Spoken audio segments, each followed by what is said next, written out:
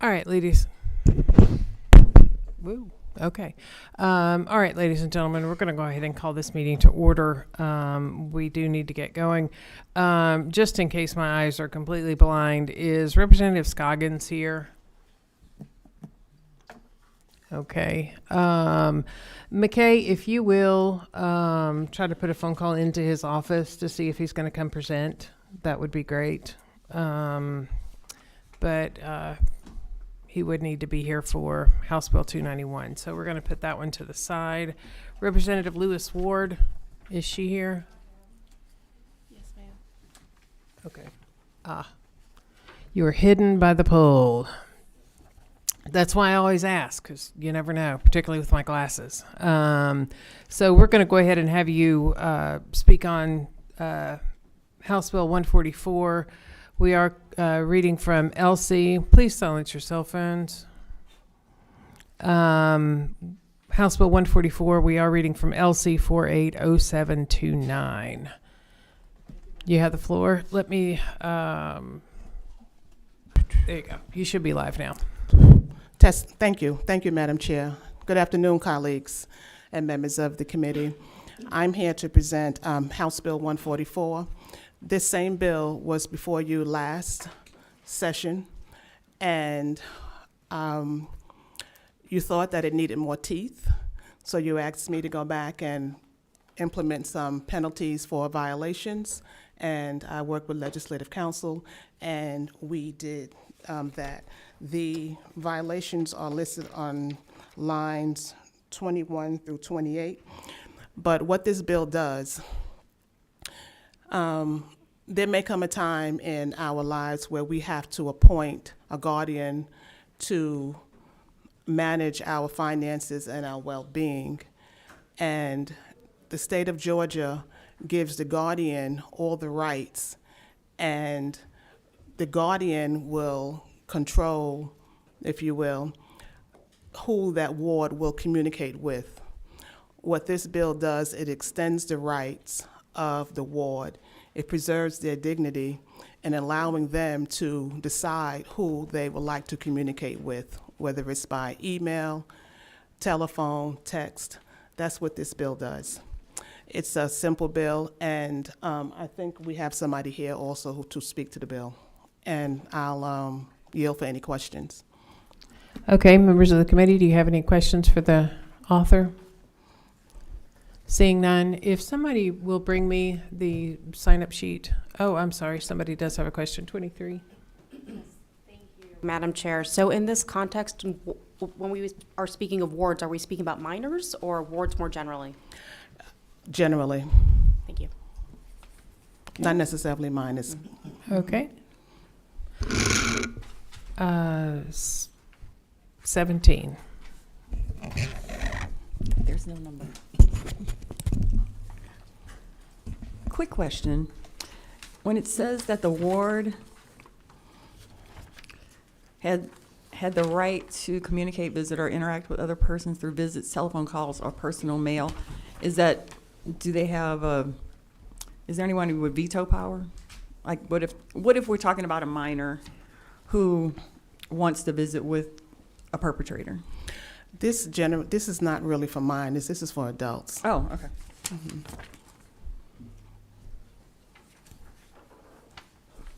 Adults who are under guardianship. Mm-hmm. Is it just limited, though, to juveniles or to adults? Is it specific to, or is it just wards generally? So it was brought to me by a constituent who will speak to the bill later, Mm-hmm. and our vision is for adults. Okay. All right. I don't know which one rang in first. 19. Thank you, Madam Chair. That was my question as well. If it's, this might be a legislative council question, ward, does that specify adults? I think we probably need to specify that. What number are you? The bill is written currently is general, so that it is not it's not specifying a child that's a ward of the court or an adult who's disabled or anything like that. It's just generally ward. If there is an amendment by the committee to discuss language, we can take that up whenever the madam wishes. Thank you. Okay, all right, thank you. 23? Thank you, Madam Chair. And just to further clarify the bill, so what this, tell me if I have this right, the ward, this allows the ward to communicate with third parties, but this doesn't impact the communication between the guardian and the ward, is that correct? It does not impact the communication between the guardian and the ward. Particularly, it discusses the communication between a ward and a family member, or ward and a third party, as you mentioned. And so the violations are as to a third party, not as- Correct. Thank you. Okay, thank you. 29. Thank you, Madam Chair. Guess most members over-explain the bill. I think everybody is trying to figure out, could you give us an anecdotal example, or is that what your constituent is going to testify to? She will testify to All right, a thank you. real-life example.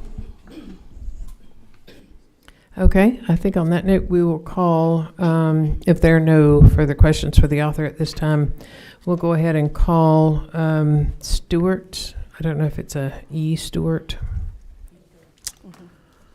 I'll call them forward to speak to the bill.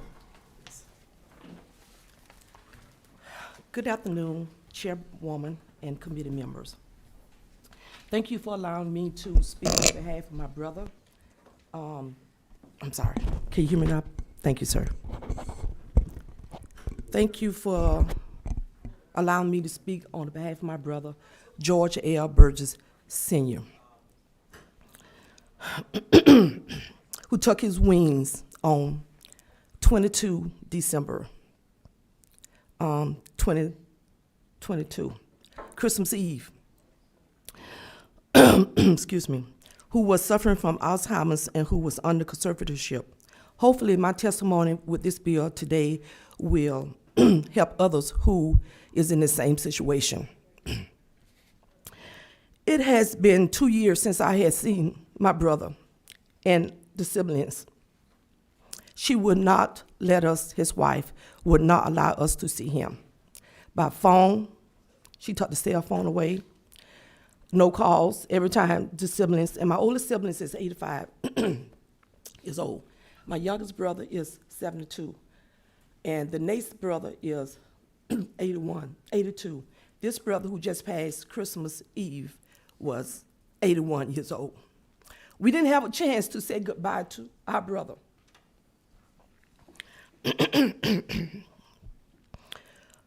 Excuse me.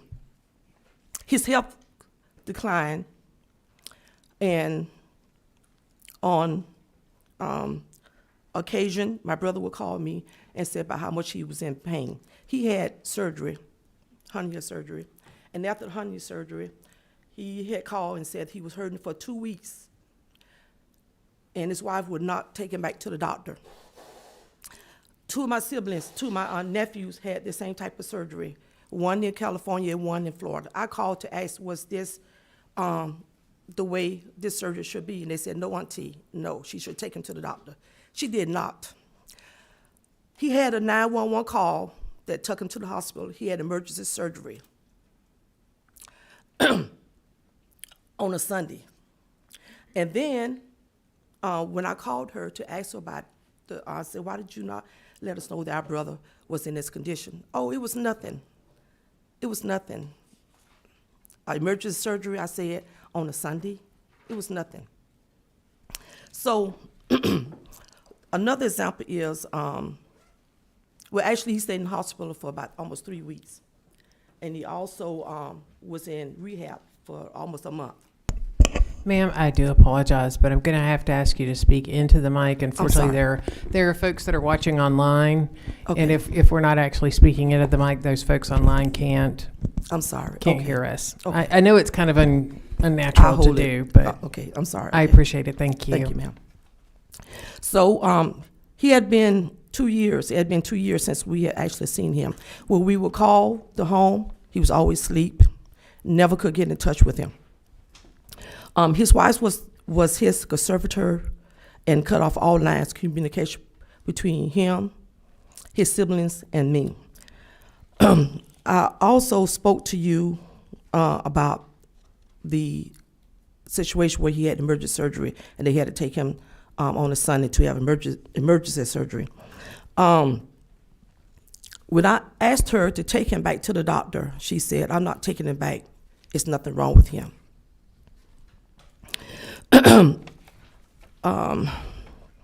So, in an effort to see him after being cut off from any communication with him, I will ask the officers to do a wellness check with him. And every time I would go down there to visit him, the officer had to accompany me. One instance, the officer saw how she was behaving, and he said, "I'm going to go in and talk to her." And he said, "This is not right." When he was no longer able to use his walker due to a car accident she had that hit him on his side, that totally disabled him, I could not see him anymore, not physically, other than having the officers go down there and do a wellness check on him, and they'll tell me, well, he's doing fine or whatever. As a result of no longer being able to see him, he passed without us being able to say goodbye to our brother. No family should be able to go through this. And if you haven't gone through this, probably some of you may know someone in this situation. But it's really inhumane. And they just passed a bill in California that states that no spouse should, or anyone should not allow a sibling from seeing another sibling unless it's something to do with confrontation. And it was never confrontational with us. We are a very loving and good family. Excuse me. So this bill would not help my brother or our family since he took his wings on December 22nd, but it would definitely help others. And it's others who are in the same situation. And I just want to say, please, please consider this bill. And I thank you for listening to my story and giving me the opportunity to speak on a much needed law. And it's about 20, maybe about 20, 24 states, 23 or 24 states now have passed a bill regarding this situation here. Please join the other states and pass this bill for Georgia. I really thank you for listening, and I hope that you will consider this bill and pass it. Thank you so much. God bless all of you. Well, thank you, ma'am. I appreciate your coming and testifying today for us on behalf of this bill. Members of the committee, do you have any questions for the speaker? No? Not seeing none. I do appreciate your testimony today. Would the author please step forward?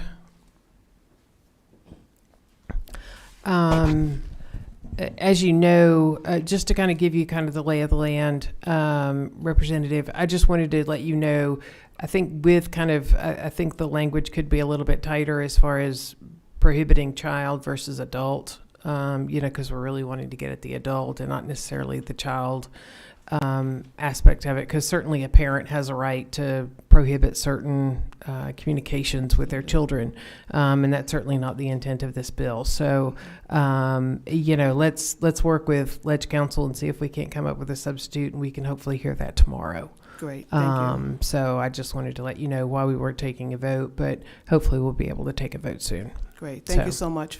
You're very welcome. Oh, hold on, there's a question. 23. Hope I can ask one additional question. So I'm looking at line 21, and line 21 is talking about a person designated by the ward.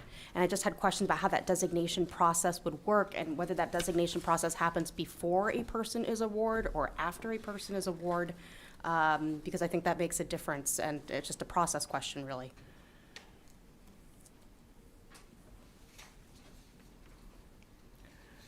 So usually you would have to go through the courts to award someone guardianship rights. I can't speak for the courts, but I would imagine at that time you can designate someone. who is designating? Is it the ward who's designating somebody? And so I'm assuming So- this so the person fam- designated by the ward is like a family member, So right? the family member, the family usually would realize that this family member needs to have someone manage their care and their finances.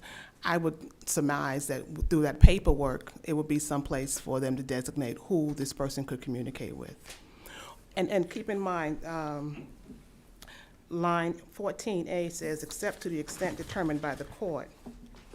So if the court feels that the ward is of sound mind, they will make that determination. Thank you. Okay. Thank you, Representative. And I apologize for just referring to y'all as numbers. It's just easier because that's all that flashes up here. 25. Oh, thank you, Madam Chair. I think she kind of covered it. When you say that I'm on line 21 as well, applying violation of the subsection, the ward or person designated by the ward, I'm assuming that would be in the case of power of attorney. A ward who is incapacitated to some extent would not be designating a caregiver or guardian. Can you repeat the question, please? Line 21. 21, the way it reads, it reads as if the ward, him or herself, designates who will be the guardian over them. The ward or the person designated by the ward may petition the court, and I can surmise that, but only under a power of attorney. What this is saying is, in answer to the previous question, if the ward designates a sister to be the person to communicate with them, and then that person realizes that they are not, or they are in violation, they can petition the court. So that would be power of attorney. No. Yeah. No, it's not power of attorney. Well, It's it's a little, guardian. okay. It's a little bit. I think we Maybe- can get some clarification from Ledge Ledge Council. Yeah, thank you. Thank you. As written, the intent was the ward, the person who is the subject of this legislation, they themselves, or they can have someone else petition the court and say, hey, my guardian is not allowing me to communicate with this person, this person, this person. So that section is what that's about. It's about the ward saying, I'm telling the court that you're not allowing me to communicate with my children or my brother or sister, or I'm gonna tell, I guess, the person that they're communicating, please tell the court that my guardian is not allowing you to contact me. That is the language. Upon the violation of this section, the ward or the person designated by the ward is just the person who's reporting to the court of the misconduct. Yes, ma'am. Okay. All right. Thank you, everyone. I think we're all satisfied then. Number 19 has a question. Thank you so much, Madam Chairman. All right, so I have another question on this bill. If someone is not, all right, so the situation that was described by your witness, which, bless you, my heart goes out to you and your family. But that being said, when I was looking at this and it says, you can tell the ward can communicate or they can designate someone, in the situation of the person who testified, that person didn't have an opportunity to do that. They couldn't say, help me. So it would really be a family member or someone else saying, I'm not able to get in contact with that person. Is that correct? Well, yes, but if, unfortunately, George Burgess didn't have an opportunity to designate someone, that's why I imagine it being done when somebody is becoming a ward under guardianship at that time. I got you. I guess I was just reading the wording of it, the designee. Designee means the ward would actually assign someone. It wouldn't just be someone randomly. I think that's where you were going with that. So I don't know. I think verbiage-wise, we might need to come up with a little tighter verbiage, which that's a great thing about committee. We can always do that. But I appreciate you bringing this bill. Thank you. Did you want to say anything? No? Matter of changing designated to another word like chosen, selected, because it's not designated in a legal sense. It's just the ward reporting this or telling the person that's trying to see them that I'm not able to see you. Please tell me. I'm selecting you. Please tell the court, because I can't, if they aren't able to do so, that I'm not allowed to see whoever I want to see or communicate with who I want to communicate. So designated, I do understand how that term would have legal kind of designee that could be confusing, and that word could be changed for something a little more basic. Okay. Can I follow up? Chairman, yeah. Thank you so much for the latitude. Well, I guess if you're designating, I guess that's where the word is tripping me up, is the designating part of it, because in the instance of the gentleman that was discussed, he could not designate. He never designated. He never said, she's not letting me communicate. It was a situation where they just couldn't communicate with him. So he never designated another individual. I guess that's where the measure of this is kind of losing me a little bit on the verbiage.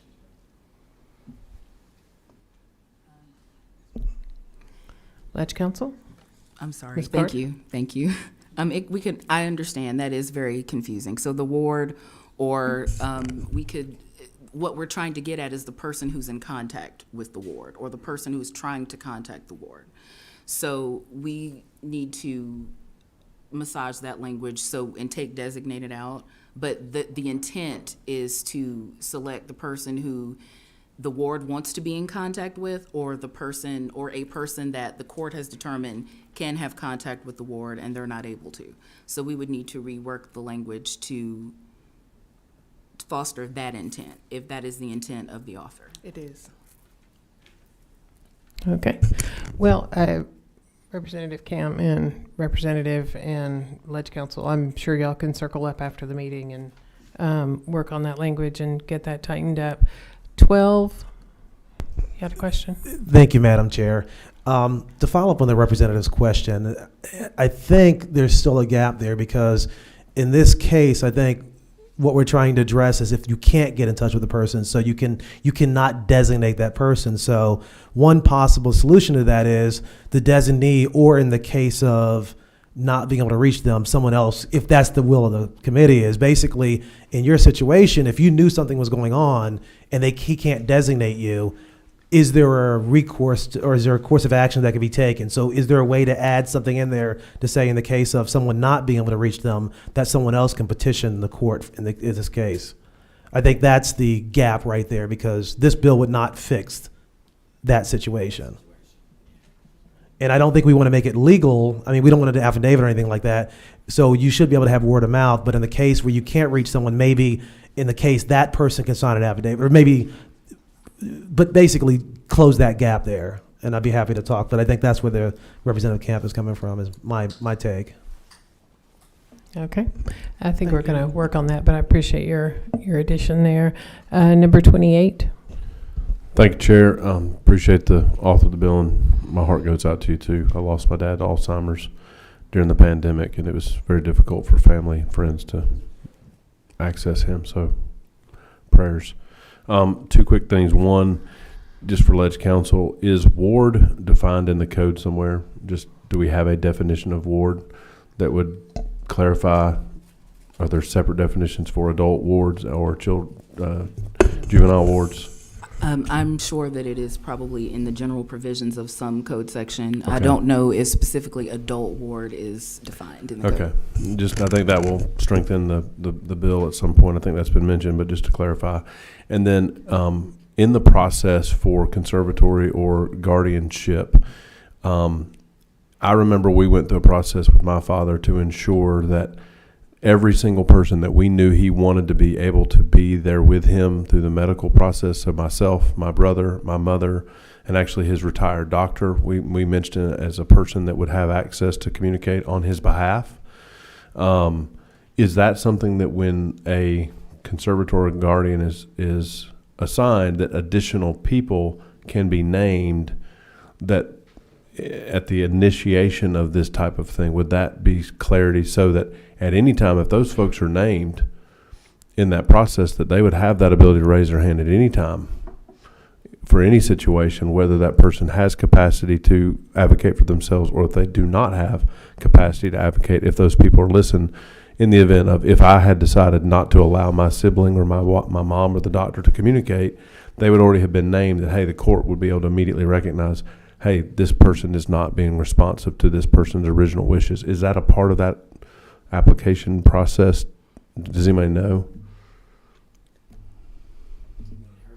Well, I'm not even saying in her bill, like in existing law that supports the application process for guardianship, can the guardian have multiple people named as like does it contemplate, okay, if my primary guardian were to pass, my secondary guardian would be this.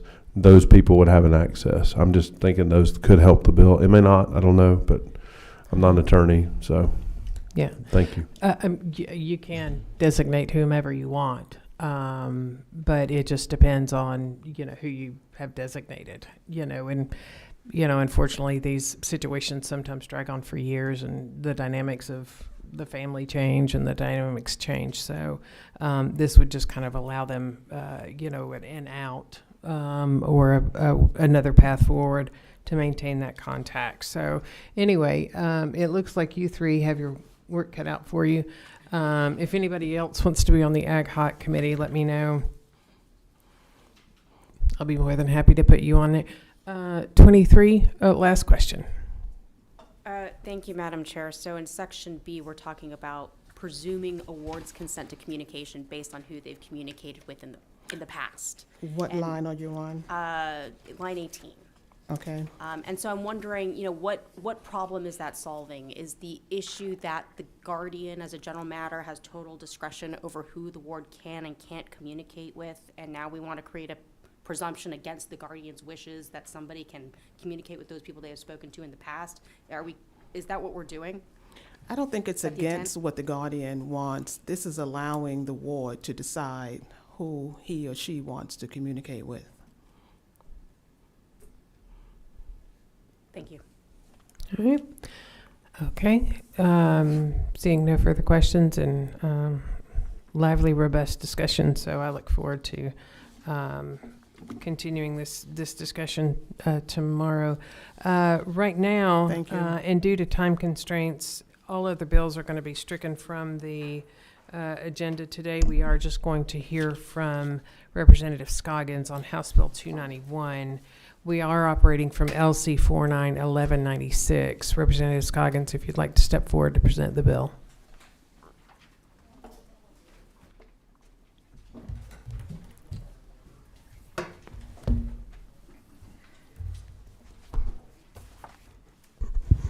Okay, thank you, Madam Chair. I'm working on House Bill 291, which is LC 491196. This is a bill that was given to me by the Council of Probate Court Judges. The bill would amend Title 29 relating to guardian and ward.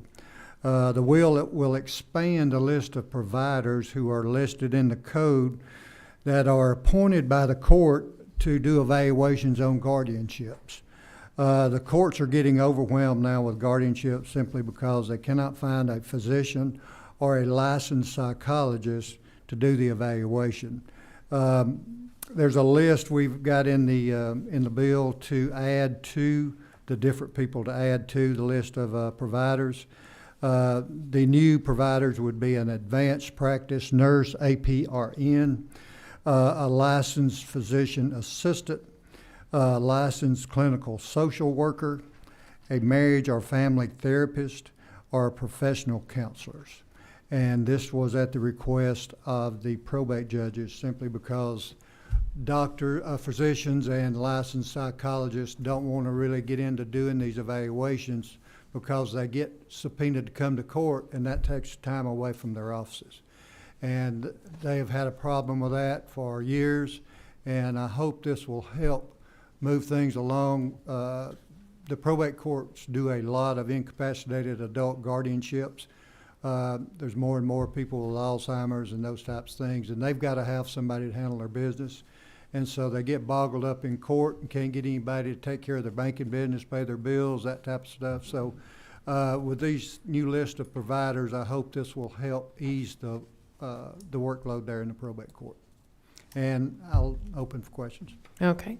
I know, ladies and gentlemen of the committee, you'll just notice that it just kind of repeats over and over the addition of advanced practice registered nurse, licensed practical nurse, so on and so forth. It just repeats that kind of over and over. So while it does look fairly voluminous, it is just basically regarding those folks, just adding them into the code. So 17, you have a question? Yes, thank you, Madam Chair. I just have a quick question. I might be reading this wrong, but it says that a licensed master social worker, marriage and family therapist, or professional counselor licensed under chapter. I'm sorry to interrupt. Can you specify your line number? Oh, I'm sorry. It is 25. Okay, thanks. Okay. Well, starting on 25, but I guess this is 28. Licensed master social worker, marriage and family therapist, or professional counselor licensed under Chapter 10A. It reads like the social worker needs a license, the marriage and family therapist doesn't, and the professional counselor, or is the license reference to everybody? I would say yes, for sure. Okay. Uh, I'd like to ask Ledge Counsel, is that the way so the way I read this is the social worker has to have a license, the LPC has to have a license, but the marriage and family therapist doesn't. I would say license covers all except maybe the marriage and family therapist. The other one is professional counselor. I would assume that a professional counselor has a license and has been to school to do so. It's up to the committee. If they want to amend the bill. that's fine. I agree. I would think that licensed also takes care of master social worker, marriage and family therapist, and professional counselor licensed. I think they're all licensed. So if it's a, So this, the word, how I'm reading is saying that master social worker, marriage and family therapist, or professional counselor, they're all licensed. I think if you take out. It's reading that way, is Yeah. what I'm saying. I think if you take out licensed and you have master social worker, marriage and family therapist, or a professional counselor licensed under, because I'm assuming we're all licensed under the same thing. The 10A of, Chapter 10A of Title 43? I'd have to check that, I'm not sure. That, I hadn't read that code either, but I would read it as that anybody that's licensed under Chapter 1043 would be able to perform those evaluations. That's the way I understand it, but it's up to the committee. Just for the point of clarification, we could add, because it's just, I think we're only missing one licensed. Because we have licensed master social worker, marriage and family therapist, or professional counselor licensed. So we're only missing one licensed. Right, I agree. So I think I would just clarify that. with the author's permission, we could certainly prepare a committee sub for that. That's fine. I just thought the licensed after professional counselor covered everything in that line. I think if you took out license for everything else, and then you put I got a semicolon, because we're all licensed under that. But the way I read it, it's the social worker has to have a license, the professional counselor has to have a license, but it's the marriage and family therapist doesn't. It's up to the will of the committee. So, I'm fine with whatever. okay. Members of the committee, does anybody else have any questions? Okay. Seeing no further questions, what is the will of the committee? No, nobody has signed up to speak. What is the will of the committee? 15? I move to amend to add licensed before marriage and family therapist. That's out of order. We have to have a motion to pass Sorry. on the I floor. move to pass. So there is a motion to pass. Several seconds. So there's a motion to pass. There are amendments. The chair is going to take the discretion and kind of dictate to Ledge Council. On line 28, after social worker, insert the word licensed before marriage and family therapist. So the line will read, or licensed clinical social worker, licensed master's social worker, licensed marriage and family therapist, or professional counselor licensed under Chapter 10 of Title 43. And then it would carry on throughout. For example, there would be another one under 36 to add license. And it would carry on throughout the document. Several places in the bill that Yes. mentioned so.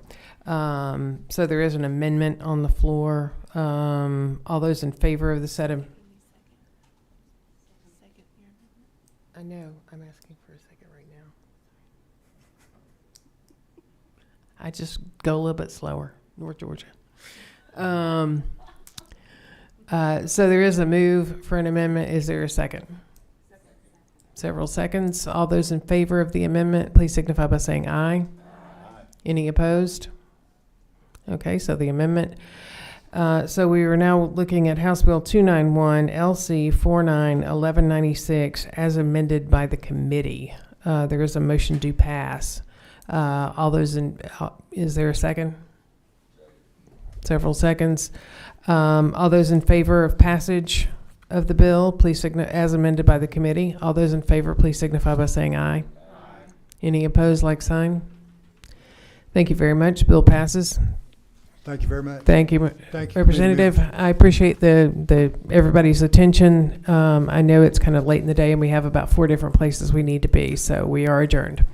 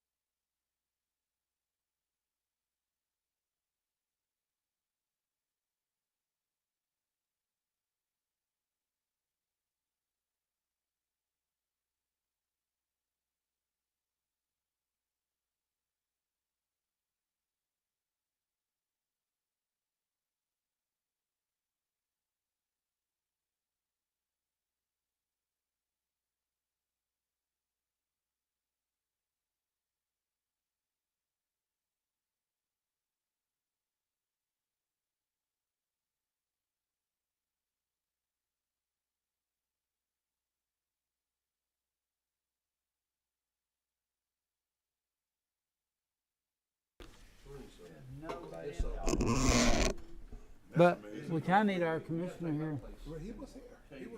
Yeah, he was in Judy. Hey.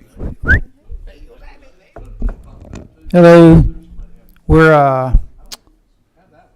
ready. I kind of do it without your commissioner. I thought we were waiting on our commissioner.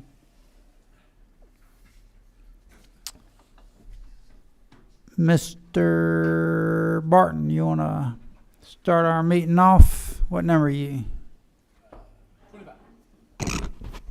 All right, bow your head. Heavenly Father, thank you for letting us be here today. Thank you for letting us make good decisions for the state of Georgia. Please be with us and help us guide us in our decisions. In your name we pray. Amen. Thanks, sir. Today we have another agency bill from the Department of Labor, and I believe he's over trying to get in line in Judy, but we've got Representative Mike, what's that? Cameron. I knew that. I was trying to think of something else. So if you're ready, let's do House Bill 518, LC 365504. Come before the committee. This bill, let me give you a little history. In 1987, the General Assembly passed a bill that had an administrative, let me get the correct term, administrative assessment. It was some money that would go towards the Department of Labor's administrative cost, and the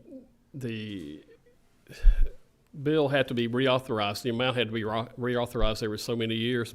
And on page 2 of the bill, you will see a number of places starting on line 17 where the bill has been reauthorized. Line 17 tells you that before April 1987, and then after, and what happened was the bill was not reauthorized at the end of last year.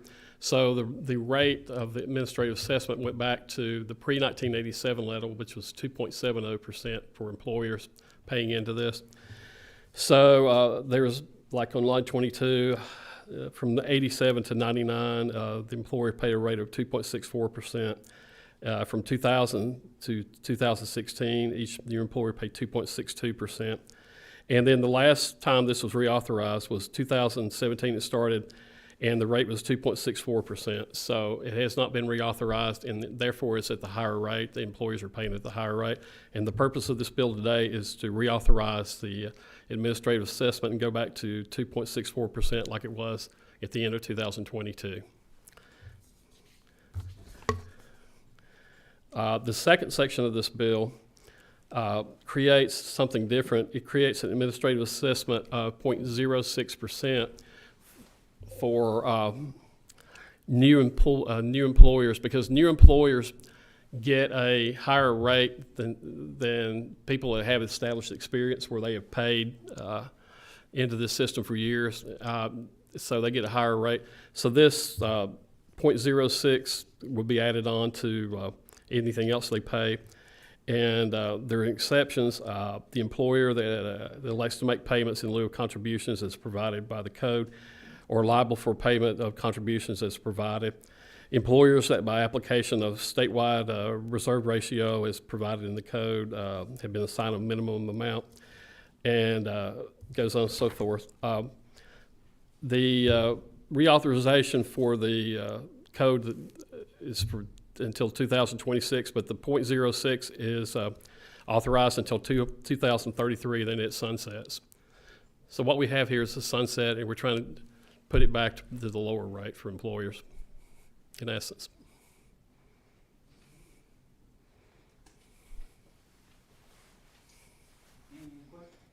Any questions? And as someone who paid this for more than 3 decades, there are periods, and I guess the Department of Labor, I remember there was periods when they became flush with cash, they actually suspended this. So I guess the Department of Labor can do that on their own. They can do that on their own. Okay. But right now, they're trying to get this all straightened out. And for the employers that have an established record with the Department of Labor, they want to go back to the lower rate because, they think it's unfair for them to have to pay the higher rate.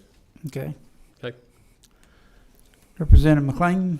Thank you, Mr. Chairman. You know, I guess my only concern was, I guess if I hear this right, they want to collect the money and then give it to the general fund, state The general. money goes towards the administrative cost of the Department of Labor. Okay, but they're going to collect, and then the money is going to go to the general fund, and then the general fund is going to write the commissioner some money. Am I saying that right? I believe Am I? Well, the department. So it's going to go to the Department of Revenue first, and then the Department of Revenue. No, labor. Labor. It goes to the Department of Labor, and then he deposits the money. The Department of Labor deposits the money in the account. Okay, I was just reading lines 81, 82, and 83, and I just, it says, General Assembly is authorized to appropriate to the department all And funds transfer collected. the money to the state treasury. Right, so that's why I was asking. So it's going to the state treasury, and then the commissioner, the funds shall be payable upon requisition of the commissioner. That's what I was at. I didn't, is that true? Way to go, Commissioner. We just glad you're here. Yeah. So, Okay, Commissioner, you Yeah, want? I think when you said Department of Revenue, but I think you meant they're Department asking a of question Labor. about The money's collected. You said It goes to revenue. the general treasury. right, and the right, treasury. because I was trying to do, well, on 81, it said it's authorized the department of all funds collected and deposited in the state treasury on line 82. And what I was trying to do was it going to the state treasury, and then you submit a requisition to say, you all collected X amount of dollars, and this is what I'd like to have back. Is that? Yeah. Thank you, Mr. Chairman. Sorry I was late. You know, the Senate kind of runs a little late, as we know. So, yes, that's exactly what happens. It is the exact same thing that was in place prior to the end of the year. As you know, I inherited some things. I inherited where they let that sunset, and we're just trying to reauthorize that. But it's the same mod rate or the insurance rate comes in. We all know it goes to the general fund, right? Because we can't really designate funds. But this goes back to the same legislation that says within that 0.06, it can be requisitioned back at our request to come and fund the Department of Labor. In addition to that, the other subject matter in here is currently, because we allowed this to sunset, the tables of which that rate is set on did increase. So our employers are paying more right now. We want to bring that back to what it was supposed to be. That is all it does. Exact same thing. It just sunsetted. We're trying to reauthorize. Thank you, Mr. Chairman. Thank you, Commissioner. It's my pleasure. Anybody else?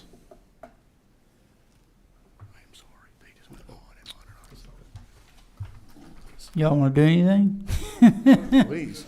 Okay, we have a motion to approve a second here. Okay. So we have a motion and a second. Is there any discussion? All right, let's vote. All those in favor say aye. Aye. All those opposed, nay. Motion carries. You're on the rules, and we've already, Let me get the real sheet. he has done a quicker job than we did last week. We've got all the forms. We plan to be in rules tomorrow. We're going to expedite this. Thank you, Mr. Chairman. If I may, Yeah, go ahead. Yep, we got time. I want to thank the members of this body on the House side, because in appropriations, you've also addressed some of the concerns we have that have to do with your constituents. And so in appropriations, you have put some additional funding in as we start whittling away at that. And I just want to say thank you for that. Well, thank you and appreciate the job you're doing. With that, we're adjourned.